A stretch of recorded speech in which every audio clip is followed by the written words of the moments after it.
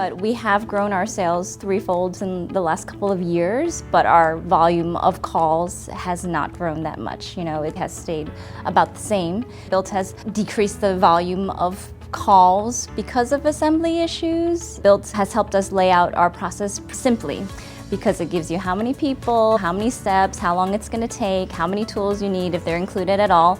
And we do make a lot of product that is quite large and can be intimidating to some people to assemble, but because we have BILT that offers extended support to them, on their phone, they're able to feel more confident in purchasing the item before they even make that decision at the store. We also have gotten a bunch of reviews on BILT, so we know that people are using the app, which, that's always good to see, right? So it provides us data to help us reach out back to our customers as well. And if anybody puts on, a review that says, hey, I'm missing my keys, which we discovered the other day, and they're like, oh, I had to return the first one, and now I'm still missing my keys, and we're like, hey, we're gonna reach out to you and just be like, we can send you keys, it's so easy. And he was so happy because we do care about our customers and the customer experience.